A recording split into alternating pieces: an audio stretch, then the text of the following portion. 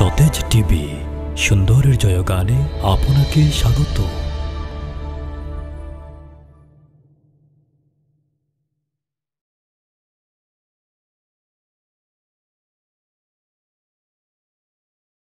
ইমানদার ভাইরা, মুমিন মুমিনা ভাই বোনেরা, আল্লাহ সুবহানাহু ওয়া তাআলা তার প্রিয় পয়গম্বর বিশ্ব নবী মুহাম্মদুর রাসূলুল্লাহ সাল্লাল্লাহু আলাইহি ওয়াসাল্লামকে বড় বড় দারাতুল গয়নে হারিয়ে যাওয়া ওই জাহিলি জামানায় প্রেরণ করলেন, ইলমি ওয়াহিদান করলেন।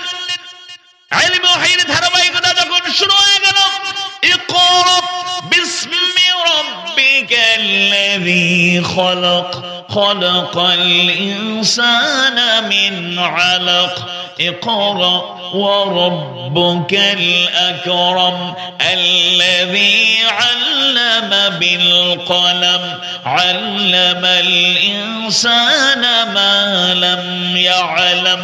আল্লাহু আকবার। দায়িত্ব প্রাপ্তির পরে তার আনুষ্ঠানিক সেই দায়িত্ব দিয়ে পালন শুরু করলেন, কিন্তু সমাজ নিয়ে তার চিন্তা, সমাজের দুর্দশা নিয়ে তার গবেষণা, জাহিলিয়াতের অন্ধকার থেকে মানুষকে আলোর পথে নিয়ে আসার চিন্তা, মানুষকে পরিবর্তন করার, সেই পরিবর্তন করার চিন্তা নবুয়ত পাওয়ার পরে আসে নাই। কিশোর বয়স থেকেই, তরুণ বয়স থেকেই তিনি হেলফুল ফুজুলের মাধ্যমে আরব থেকে অশান্তি দূর করার মাধ্যমে শান্তি প্রতিষ্ঠা করতে চাইলেন। মুসলিমদের পাশে দাঁড়ানোর মাধ্যমে সহযোগিতা করতে চাইলেন, জালেমদের নিয়ন্ত্রণ করার পরিকল্পনা গ্রহণ করলেন। মোট কথা, ওই অন্ধকারাচ্ছন্ন পরিবেশ থেকে মানুষকে কিভাবে আলোর পথে নিয়ে আসা যায় সেই প্রাণান্তকর প্রচেষ্টা চালালেন। তন্মধ্যে অন্যতম প্রচেষ্টা ছিল, বিশ্ব নবীর অন্যতম প্রধান সংস্কার ছিল ওই আরবের জাহিলিয়াতের ওই অন্ধকারে ডুবে থাকা মানুষদের মধ্যে ঐক্য ছিল না, বিভেদ ছিল, হিংসা ছিল, প্রতিহিংসা ছিল।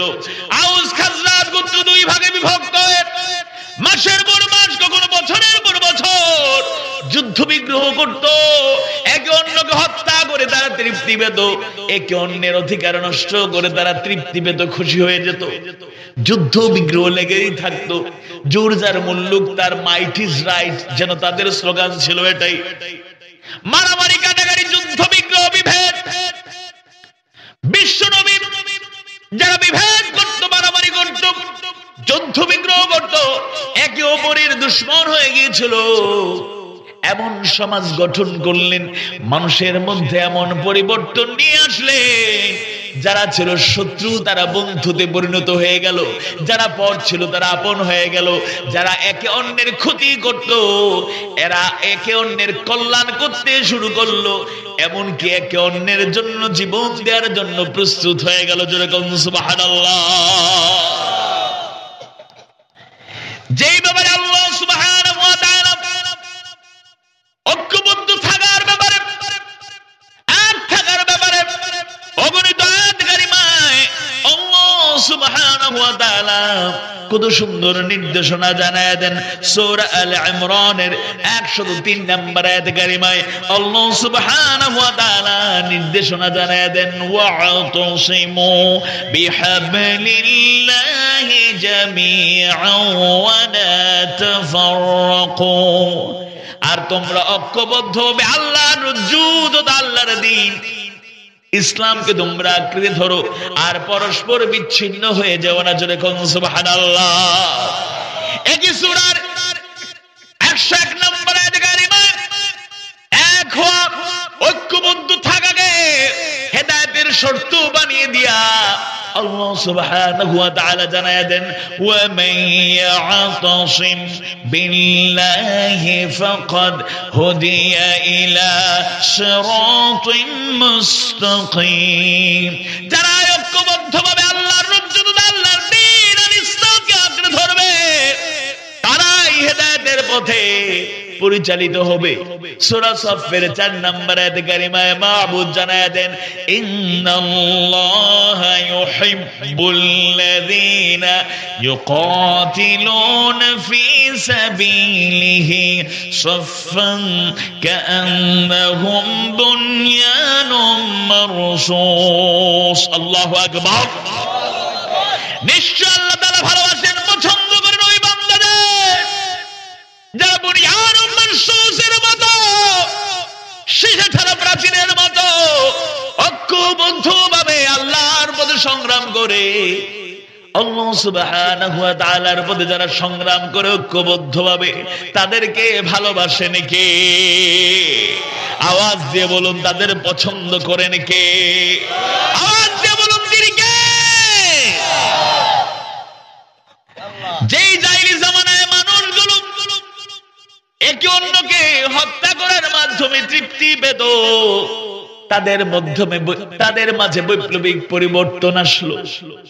যারা একে অপরকে হত্যা করত, অন্যের ক্ষতি করলে খুশি হয়ে যেত, ইসলাম গ্রহণ করার কারণে, আল্লাহর গোলামি গ্রহণ করার কারণে, বিশ্ব নবীর আদর্শে দীক্ষিত হওয়ার কারণে তাদের মধ্যে আমূল পরিবর্তন আসলো। ইয়ার মুখের প্রান্তরের সেই ঘটনা কারো জানা নয়। প্রচন্ড রোদের মাঝে জিহাদের চূড়ান্ত সেই রূপ, কাতাল ফি সাবিলিল্লাহ, আল্লাহর পথে চূড়ান্ত লড়াইয়ে অবতীর্ণ হলেন আল্লাহর গোলামেরা। কাফের মুশরিকদের সাথে চূড়ান্ত লড়াইয়ে অবতীর্ণ হলেন। ইয়ার মুখের প্রান্তরে প্রচন্ড রোদ, একদিকে প্রচন্ড রোদ, অন্যদিকে কাফের মুশরিকদের আঘাতে আহত হয়ে গেলেন আল্লাহর গোলাম। একদিকে প্রচন্ড গরম, অন্যদিকে রক্তাক্ত প্রাণ যায় অবস্থা।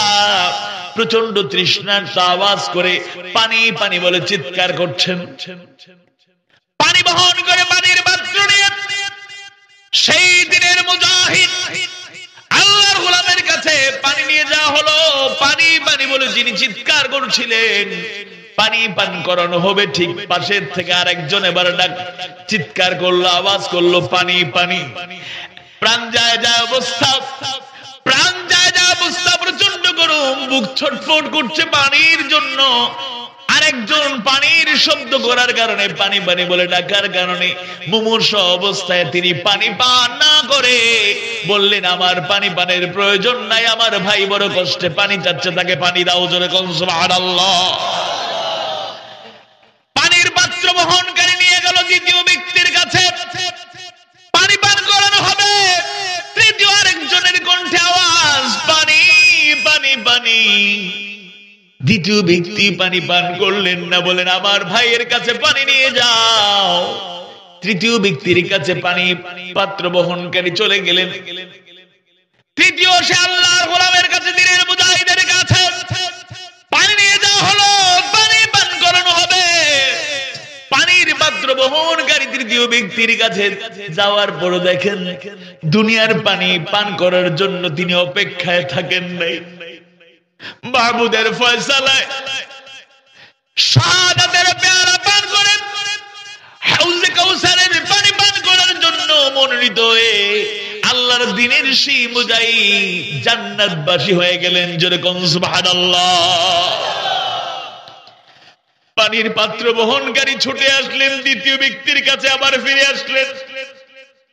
এসে দেখেন তিনিও শাহাদাতের পেয়ালা পান করেছে, দুনিয়ার এই পানি পান করার অপেক্ষায় থাকেন নাই।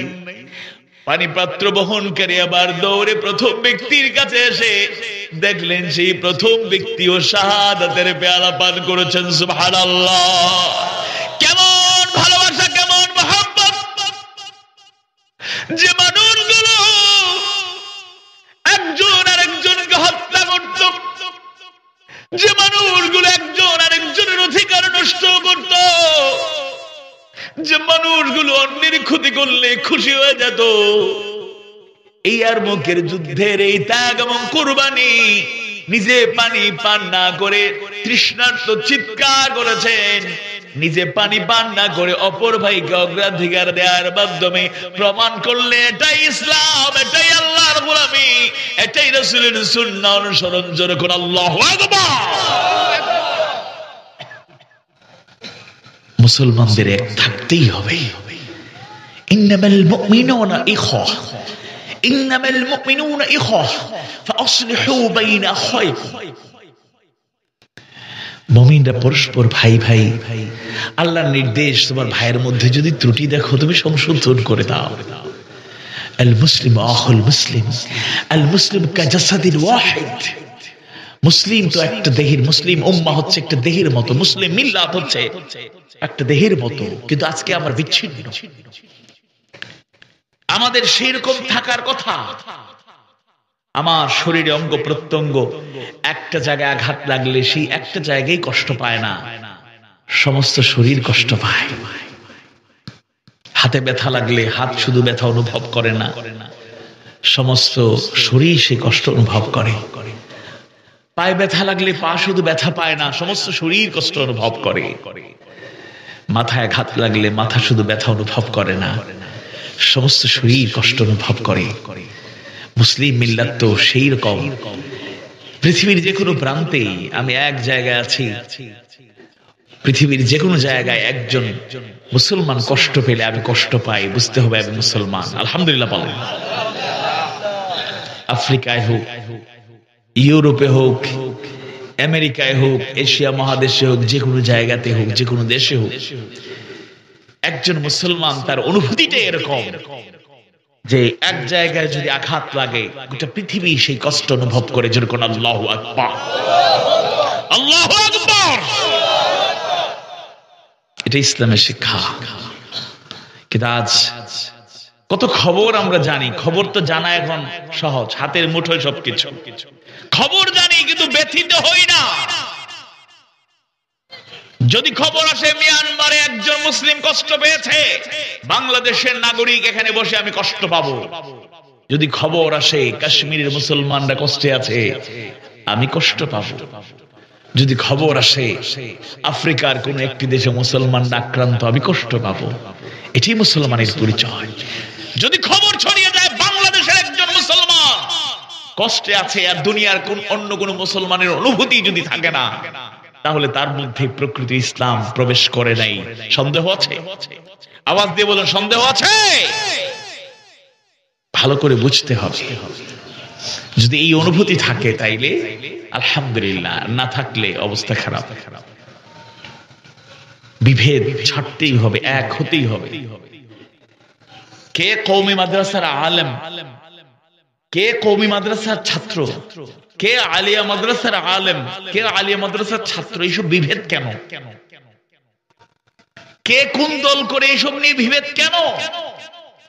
মাসালা মাসাইল নিয়ে ইখতিলাফ থাকতে পারে।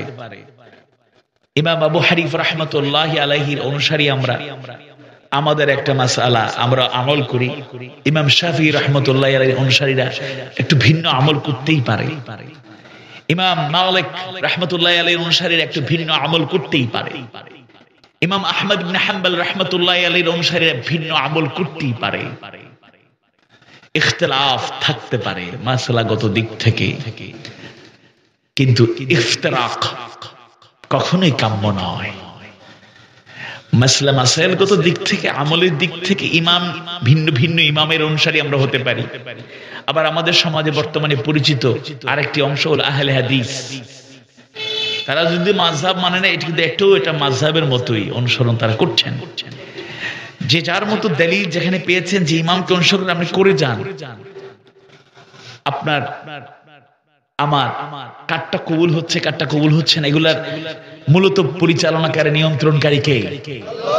আওয়াজ দিয়ে বলুন কে? আমি ইমাম ভিন্ন হতে পারে, চিন্তাধারা আমলের দিক থেকে দলিলের কারণে ভিন্ন আমল হতে পারে, কিন্তু জাতি বিভক্ত হয়ে যেতে পারে না।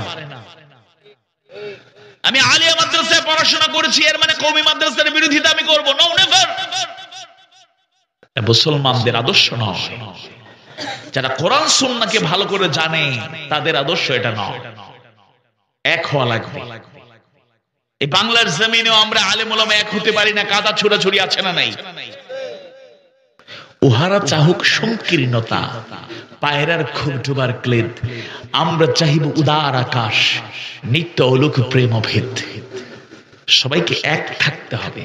বিভেদ দূর করতে হবে। আমাদের অনৈক্যের কারণে আজকে হাতে গোনা নাস্তিকরা বাড়াবাড়ি করে, আমাদের অনৈক্যের কারণে হাতে গোনা কিছু ইসলাম বিদ্বেষী আল্লাহকে নিয়ে, রাসূলকে নিয়ে, সাহাবায়ে কেরামকে নিয়ে কটাক্ষ করেছিল। বলেন ঠিক কিনা? আওয়াজ দিয়ে বলুন ঠিক কিনা? বাংলার জমিনে আলেমরা যদি এক কাতারে দাঁড়িয়ে যায়, তাওহীদি জনতা যদি এক কাতারে দাঁড়িয়ে যায়, ইসলাম ও মুসলমানদের দুশমনরা চুপ থাকবে, নীরব থাকবে, আওয়াজ করতে পারবে না, পারবে না, পারবে না।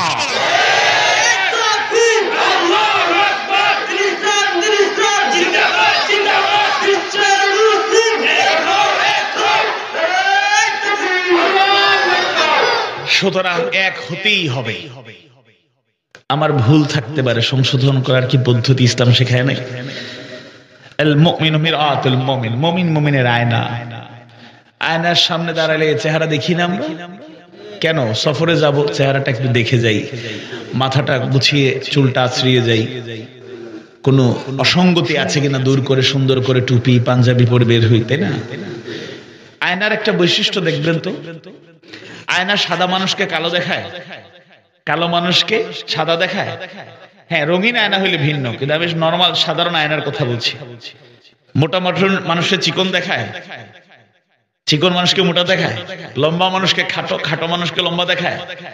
আয়নার বৈশিষ্ট্য হলো যেভাবে যখন যেখানে যেভাবে আছেন সেভাবেই দেখাবে। আয়নার বৈশিষ্ট্য হলো যখন দাঁড়াবেন তখনই দেখাবে কালকে কি রকম চেহারা, কালকে চেহারা কিরকম ছিল দেখাবে না, আগামীকাল চেহারাটা কেমন হবে দেখাবে। বুঝার জন্য চেষ্টা করুন, বালা করে বুঝিয়া নৌকা। আয়নার বৈশিষ্ট্য হইলো যখন জেলা দাঁড়াইবা, যার চেহারা যেরকম ওইরকম ক্রিম লাগাইয়া একটু সুন্দর হওয়ার চেষ্টা করবা, কিন্তু ঘুরি ফিরে অতখানো দেখাইবো, বেশি দেখাইতো না। তাইলে যেরকম আপনি আছেন হুবহু সেরকমই দেখাবে, কাউকে পরিবর্তন করবে না। গতকালের জিনিসটা চেহারা কেমন ছিল দেখাবে না, আগামীকাল কি হতে পারে এটাও দেখাবে না। আমরা মুসলমান, যার যতটুকু দুর্বলতা ততটুকু দেখবো, আর যদি তার মধ্যে থাকে মুহাসাবা, গঠনমূলক সমালোচনা করার অধিকার আছে, তবে যার ত্রুটি আছে অধিকার হলো সে আগে জানবে।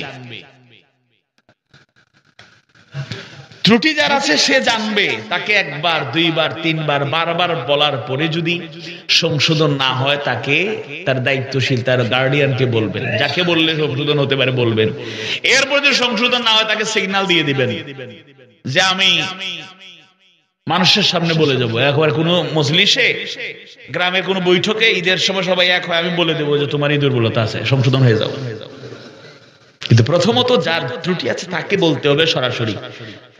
আমরা আশ্চর্য, ইউটিউবার যারা আছে, ফেসবুকার যারা আছে, একটু দেখবেন আজকে একটা ঘটনা ঘটলো, কে কার আগে এটা সমালোচনা করতে পারে প্রতিযোগিতা, মানে পরের দিন এই ভিডিওটা খুব জনপ্রিয় হবে। বাপরে বাপ, মানে জনপ্রিয় করার জন্য চেষ্টা করা। কেন এসব প্রতিযোগিতা? বুঝে হোক না বুঝে হোক, ইউটিউবে আজকে ওয়াজ যাচ্ছে, হুজুর ওয়াজ করছেন 2 ঘন্টা, 2 মিনিট 1 মিনিট কেটে হচ্ছে আগে পিছে কিছু না বলে দিয়ে দিয়েছে। এটা শিরোনাম এমন একটা দিয়েছে, এবার সমালোচনা ভিতরে গিয়ে ইউটিউবে বক্তব্যকে দিয়েছে, শুনে নাই, শিরোনাম দেখার পরে ঝগড়া শুরু। কত বড় মাত দেখলাইনি, আমারও লইয়া অত বড় কথা হয়েছে, আজকে ফাটাইলি, আমার বাইরে লইয়া হয়েছে, অবস্থা খারাপ। কেন এসব? এটা কখনোই কাম্য নয়। সংশোধন করতে হবে, একে অপরকে বসতে হবে, বসতে হবে। তো কিছু কিছু জায়গায় আবার বসা নিয়ে মারামারি আছে না নাই? বাহাসের নামে পার্টি 2টা রেডি কইরা, সংশোধনের নিয়ত না তো, আমারটা প্রতিষ্ঠা করতেই হবে, তোমারটা ভুল আমারটাই ঠিক। সাধারণ অনেক মানুষ, ওই দিন চিটং থেকে আসার পর একজন বলছে, ভাই আমি ওয়াজ শোনা বাদ দিয়ে দিয়েছি। কেন রে ভাই, কি হয়েছে? ওয়াজ কি দোষ করলো? কোনটা রাখবো, কোনটা শুনবো, কোনটা মানবো? আমি আপনি তো একজন শিক্ষিত মানুষ, এডুকেটেড পারসন, আপনি কথা বলেন কেন? আপনার বিবেক নেই? যে কথায় কোরআন আছে, যে কথায় হাদিস আছে, যে কথায় কোরআন আছে, যে কথায় সুন্নাহ আছে, যে কথায় দলিল আছে, যেটা সত্য সঠিক, এটাই মানবেন। ভণ্ডামি আপত্তিকর, যার যা ইচ্ছা তাই বলে দিল, আপনি কি মানবেন? মানবেন। কত কিছুই তো হচ্ছে, জিকির করার নামে ডান্স হয়, আছে না নাই? লাফালাফি সুজাসুজি কথা, একেবারে গান যেরকম হেলে দুলে মানুষ গায়ে এরকমই ডান্স চলে, তাইলে এইটা কি আপনি অনুসরণ করবেন? এটা কি বুঝতে জ্ঞানের দরকার আছে? বাংলাদেশের কিছু কিছু জায়গায়, বিশেষ রাজধানীর দু এক জায়গায় এরকম আছে, কাদিয়ানীদের মসজিদ আছে। কাদিয়ানীরা কাফের এ ব্যাপারে কোন আলেমের মধ্যে কোন ইখতিলাফ আছে? নাই। কারণ তারা খাতামুন নবিয়্যিন হিসেবে বিশ্ব নবীকে মানে না। যেরকম নাউযুবিল্লাহ, গোলাম আহমদ কাদিয়ানীর অনুসারী তারা। তাইলে এদের ব্যাপারে সন্দেহ নাই, এই মসজিদে নামাজ পড়া যাবে না। কিন্তু বাকি সব মসজিদ সবার জন্য উন্মুক্ত। কোথাও কোথাও কেউ যদি আহলে হাদিস মসজিদ লেখে, এটা দুঃখজনক। আবার কেউ যদি ইমাম আবু হানিফা রাহমাতুল্লাহ মসজিদ, এর মানে এখানে কেউ ঢুকতে পারবে না, এগুলো ঠিক না। মসজিদ সবার জন্য উন্মুক্ত। আল্লাহ তাআলা বুঝার তৌফিক দাও বলে না। আর বাংলাদেশে সত্য কথা বলতে কি, আমারে গতদিন আমি এক জায়গায় মাহফিল করলাম, তো বলতেছে হুজুর আপনি এখানে ওয়াজ করবেন, এখানে তো 90% ফুলতুলি সাহেবের বক্তব্য। বললাম যে তাই সমস্যা কি তা? বলে না, ফুলতুলি সাহেবের বক্তব্য। আমি কি ভক্ত নেই? আমিও তো ভক্ত। আমি আল্লামা ফুলতুলি রাহমাতুল্লাহ আলাইহির একটা জিনিসে ভক্ত, সেটা হচ্ছে বৃহত্তর সিলেটে যিনি কোরআনের খিদমত করেছেন, এটার তো আমি ভক্ত। আর কিছু ভক্ত না হইলে একটা তো আছে। অনেকে এখানে আসছে, সব অধিকাংশ আমাদের কওমি আলেমরা এখানে, উস্তাদুল আসাতিজারা, বড় বড় উলামায়ে কেরামরা এখানে। আমি আলিয়া মাদ্রাসাত পড়ছি, বিপদও বললাম নি, কারণ আইয়া মাথা যাইতো না, এতে কিতা। আমি যদি কোরআন হাদিসের কিছু বাইরে কই, আমরা বালা নাও লাগে, হয়তো ভদ্রতার খাতিরে সমালোচনা করার দরকার নাই, আর মাহফিলের সৌন্দর্য নষ্ট হয়ে যায়। বালাটা লাগলে আপনি মানবা না, শেষ। কিন্তু ই কিতাবা জালাল সিদ্দিকী তুমি দেন আলিয়া মাদ্রাসার হুজুরিনা ঢুকাই দিলা, এতে কিতা হল্লায়? এইগুলা কেন? এই চিন্তা চেতনা বাতিল। আমাদের নিয়ে বাতিলটা হাসে। এই বাংলাদেশে আধুনিক শিক্ষিত লোকেরা আমাদের নিয়ে টিটকারি করে, মস্করা করে, ফাইজলামি করে, আমাদেরকে তুচ্ছ-তাচ্ছিল্য করে। আলেমের জাত এগুলো সব নিজেদের মধ্যে কামড়া কামড়ি করে, যেরকম নাউযুবিল্লাহ। আমাদের মধ্যে বিভেদ আর অনেকের কারণে। আমাদের দিলটা বড় করেন না ভাই, আমাদের দিলটা বড় করেন না কেন? হিংসা কেন? বিদ্বেষ কেন? মনটাকে বড় করুন, সব ভাইকে মিলেমিশে নিয়ে চলুন, তাহলে ইনশাআল্লাহ এই বাংলার জমিন ইসলামের উর্বর জমিন। সব আলেম যদি এক হয়ে যায়, তাওহীদি জনতা যদি এক হয়ে যায়, বাংলার জমিনে মুসলমানদেরকে আল্লাহ আমাদেরকে প্রেরণ করেছেন, এই জমিন হবে আগামী দিনের ইসলামের জমিন। বলেন ঠিক কিনা?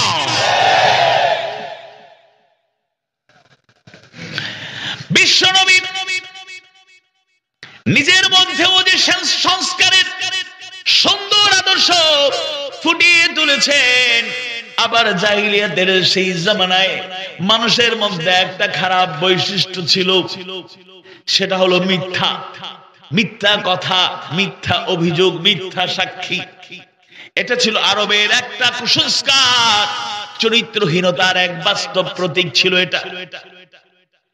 বিশ্বনবীর সে আদর্শ আমরা জানি, নবুয়ী জিন্দেগি শুরু হওয়ার পরই নয়, জন্মের পর থেকে কথা বলা যখন শিখেছেন, কথা বলার সূচনা লগ্ন থেকে ইন্তেকাল পর্যন্ত, নবুয়ী জিন্দেগির শেষ হওয়ার পরেই, শুরু হওয়ার পরেই শুধু নয়, বরং এর আগেও ছোট্টবেলা থেকে তার মধ্যে সততা ছিল, জীবনে মিথ্যা কথা বলেন নাই। যার কারণে ওই আরবের লোকদের মাঝে পর্যালোচনা ছিল, কারণ যত লোক ছিল, যত মানুষ ছিল, মিথ্যা ছাড়া একটা মানুষও নাই। তখন সবাই এক বাক্যে বলল, মুহাম্মদ তুমি শুধু সত্যবাদী নও, তুমি মহা সত্যবাদী, তুমি আস-সাদিক। জোরে কোন সুবহানাল্লাহ। তিনি নিজে সত্যবাদী ছিলেন, সততার সাথে তার সম্পর্ক ছিল, মিথ্যার সাথে তার কোনো সম্পর্ক ছিল না। মিথ্যা থেকে মানুষকে বাঁচানোর জন্য প্রাণান্তকর প্রচেষ্টা তিনি কিশোর বয়স থেকে শুরু করলেন, এবং নবুয়তের দায়িত্ব পালনের মধ্য দিয়ে আরবের মানুষের মাঝে যে গুরুত্বপূর্ণ সংস্কার করলেন, সেই সংস্কার ছিল জাতিকে সত্যবাদীদের সাথে সম্পৃক্ত থাকার আহ্বান জানালেন। জোরে কোন সুবহানাল্লাহ।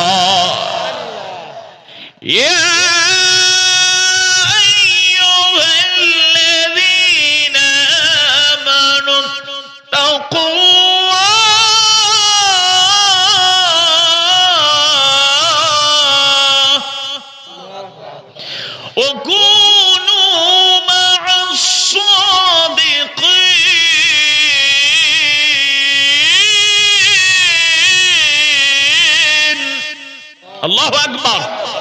ইয়া আইয়ুহাল্লাযীনা আমানুত্তাকুল্লাহ, হে ইমানদারগণ, হে মুমিনগণ, তোমরা যারা ঈমান এনেছো, ইত্তাকুল্লাহ, আল্লাহকে ভয় করো, তাকওয়ার নীতি অবলম্বন করো, ওয়া কুনু মা'আস সাদিকিন, আর সত্যবাদীদের সঙ্গী হও। মিথ্যাবাদীদের সঙ্গী হওয়া যাবে না। ছোট্ট বাচ্চাদেরকে ছোটবেলা থেকে শেখাবেন। গ্রামে গঞ্জে মানুষকে হেয় করার জন্য বলি, আমরা তো গ্রামের ছেলে, গ্রামে গঞ্জে বিভিন্ন জায়গায় পাওয়া যায়, আপনাদের এলাকায় হয়তো এরকম নাই, পাওয়া যায় ছোট ছোট বাচ্চারা অশ্লীল অশ্লীল গালি শিখে ফেলে ছোটবেলাতে। এটা বাস্তব কারণে, পারিপার্শ্বিক অবস্থা, বখাটেদের গালাগালি শুনে শুনে বাচ্চারা শিখে। কারণ সে যখন কথা বলতে শিখে যেটাই শুনে সেটাই বলে। এটা গালি না বুলি সে বুঝে না, ছোট্টবেলা থেকে অভ্যাসে পরিণত হয়ে যায় খারাপ গালি। এজন্য অনেক বাবা মারা সতর্ক যে ছেলে বড় হচ্ছে, মেয়ে বড় হচ্ছে, গ্রামে থাকবো না, নিজের বাড়ি রেখে পারলে বাসা একটা ভাড়াটিয়ে হয়ে থাকবো, বাচ্চাদের শহরে আলাদা করে রাখি, সমাজ থেকে একটু দূরে রাখি, নতুন গালি শিখবে, মন্দ শিখবে, খারাপ শিখবে, এরকম আছে। এই জন্য সতর্ক থাকতে হবে। সত্যবাদীদের সাথেই আমাদের সম্পর্ক থাকবে, যারা মিথ্যাবাদী তাদের সাথে কখনো সম্পর্ক রাখা উচিত নয়। আল কিযবু উম্মুয যুনুব, মিথ্যা হলো পাপের মা। মিথ্যা থেকে অনেক পাপের জন্ম হয়। একটা মিথ্যা ঢাকতে গিয়ে আরো অগণিত মিথ্যা বলতে হয়। সুতরাং চরিত্রবান আদর্শবান হওয়ার জন্য নিজের সংস্কার, সমাজের সংস্কার করতে হলে সত্যবাদিতা, সত্যের সাথে সম্পর্ক রাখার কোনো বিকল্প নাই। আর মিথ্যা কথা বলাও যাবে না, মিথ্যার সাথে সম্পর্ক রাখাও যাবে না। মিথ্যা অভিযোগকারী, মিথ্যা সাক্ষীদাতাদের লানত করেছেন কে? আওয়াজ দিয়ে বলুন, লানত করেছেন কে? সূরা নূরে আল্লাহ সুবহানাহু ওয়া তাআলা মিথ্যার সাথে সম্পৃক্তদের লানত করে জানায় দেন, আন্না লা'নাতাল্লাহি আলাইহি ইন কানা মিনাল কাযিবিন, এবং যারা মিথ্যা অভিযোগ করে তাদের উপর আল্লাহর লানত জোরে করে নাউযুবিল্লাহ। গ্রামে গঞ্জে এরকম আছে না নাই? ভালো মানুষকে খারাপ বানায়, আবার খারাপ মানুষকে মিথ্যা সাক্ষ্য দিয়ে ভালো বানায় না। একটা মানুষ নিরপরাধ, নিষ্কলুষ, পবিত্র, চরিত্রবান, আদর্শবান, কিন্তু শত্রুতা বশত তাকে কলঙ্কিত করার জন্য অনেকেই মিথ্যাচার করে, মিথ্যা অভিযোগ করে, মিথ্যা সাক্ষী দেয়। গ্রামে গঞ্জে মারামারি হয়, বহর এলাকায় মারামারি নাই, আশা করা যায়। গোত্রে গোত্রে, বাড়ি বাড়ি, গ্রামে গ্রামে মারামারি, এক গ্রাম আরেক গ্রামের সাথে মারামারি করে না? একই গ্রামের ভেতরে দুই পরিবারে মনে করো মারামারি লাগছে। একটা পরিবার খুব প্রভাবশালী, টাকা পয়সা, রাজনৈতিক শেল্টার, প্রশাসনিক কানেকশন, কানেক্টিভিটি ভালোই আছে। আর একটা পরিবার খুব নিরীহ, একদিকে গরীব, এদিকে লোকজন কম, জনসমর্থন কম, প্রভাবও নাই, রাজনৈতিক কোনো লেজুর ভিত্তিও নাই, আবার প্রশাসনের সাথে কোনো লিয়াজও নাই, টাকা পয়সার সাথে কোনো লিয়াজও নাই। দেখা যায় এরা দুর্বল, মারামারি লাগছে। ওই দুর্বল পরিবারটা আসলেই দুর্বল সব দিক থেকে, কিন্তু নিরপরাধ। কিন্তু প্রভাবশালী যদি থাকে, রাজনৈতিক শেল্টার থাকে, প্রশাসনিক ক্ষমতা থাকে, আর্থিক ক্ষমতা থাকে, দেখা যায় মিস ইউজ করছে। প্রশাসনের সাথে তদন্ত করবে যদি সাক্ষীর ভিত্তিতে, উনি তো আর জানে না, ঘরের ভিতরে ঢোকে না, উনি যে উপস্থিত ছিল না, প্রশাসনকে সাক্ষীর ভিত্তিতে উনি রায় দেবে, আইনানুগ ব্যবস্থা নেবে, কোর্টে যাবে। কোর্ট আপনার চেহারা দেখে তো আপনাকে পানিশমেন্ট কিংবা মুক্তি দেবে না, বরং আপনার সাক্ষী প্রমাণের ভিত্তিতেই ফয়সালা হয়। আপনার একটা মিথ্যা কথা বলার কারণে, মিথ্যা সাক্ষী দেওয়ার কারণে, মিথ্যা অভিযোগ করার কারণে নিরপরাধ মানুষ অপরাধী হয়ে যায়, আবার অপরাধীরা ছাড় পেয়ে যায়, ভালো মানুষের সমাজে প্রতিষ্ঠিত হয়ে যায়। আল্লাহর কাছে অবশ্যই জবাব দেওয়া লাগবে।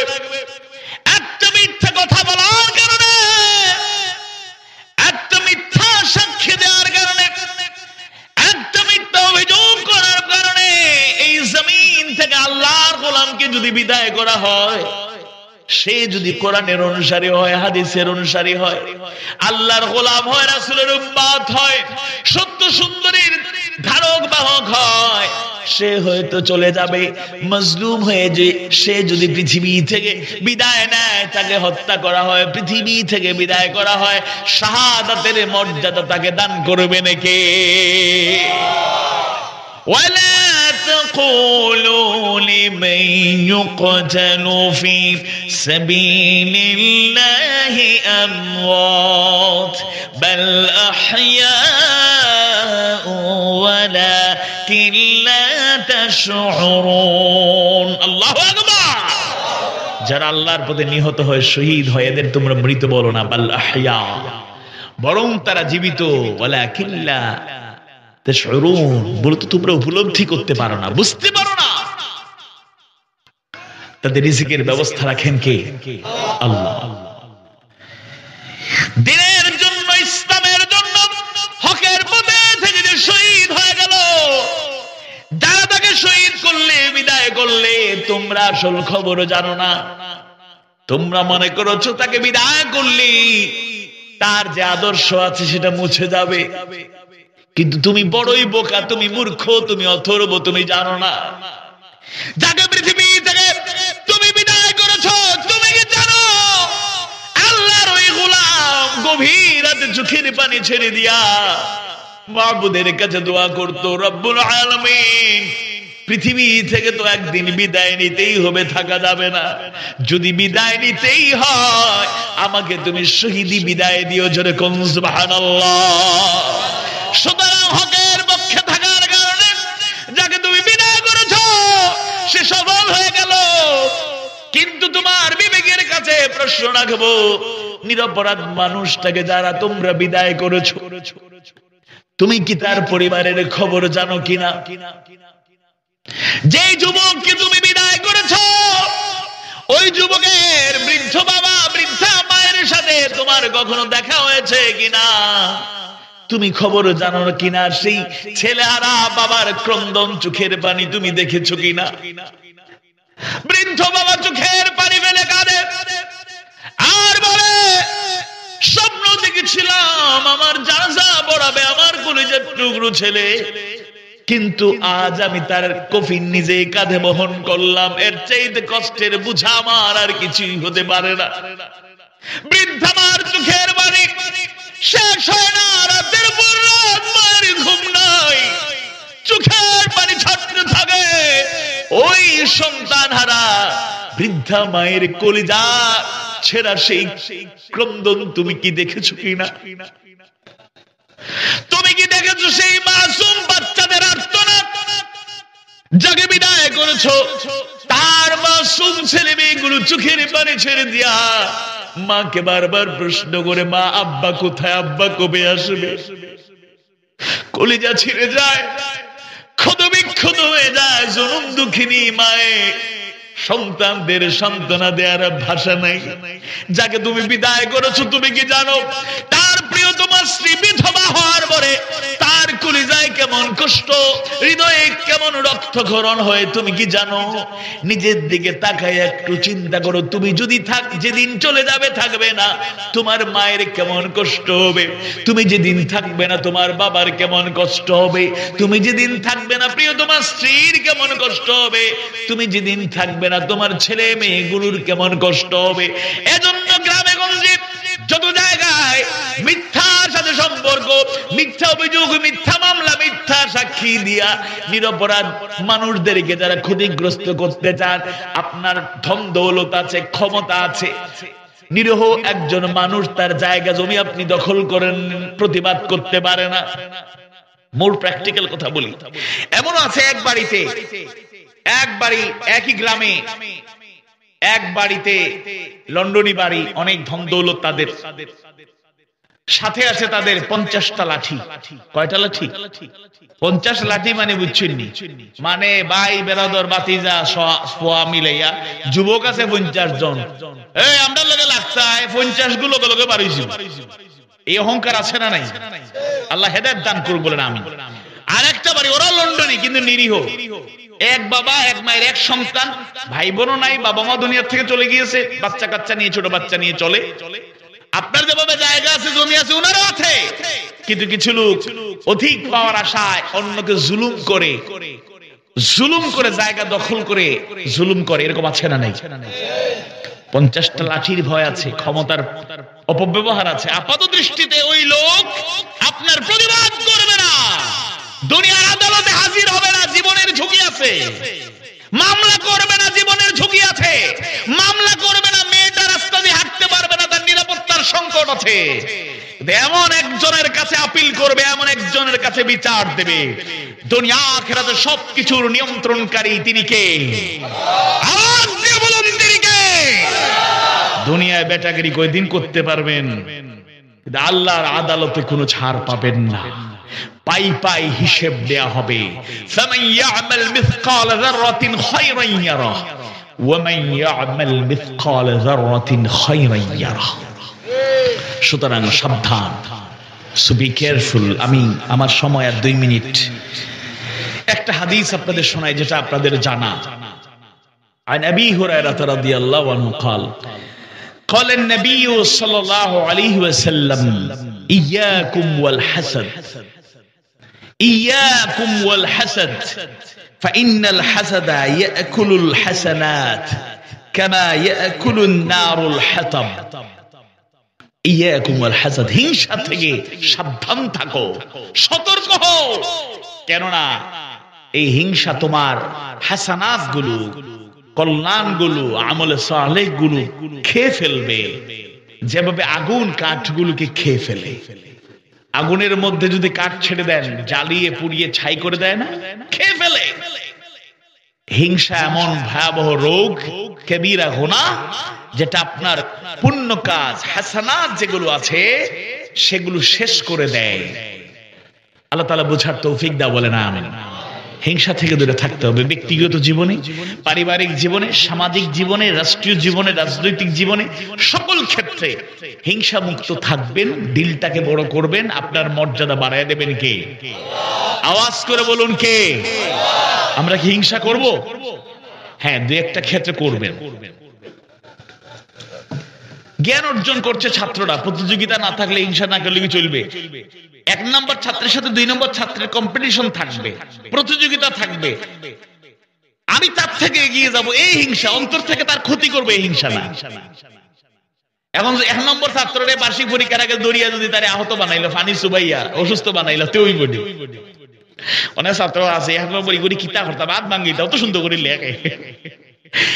1 নম্বর ছাত্রকে দেখলে হিংসা হয়, এটা হতে পারে, কিন্তু সেটা যেন শত্রুতায় পরিণত না হয়। আমলের ক্ষেত্রে প্রতিযোগিতা হবে।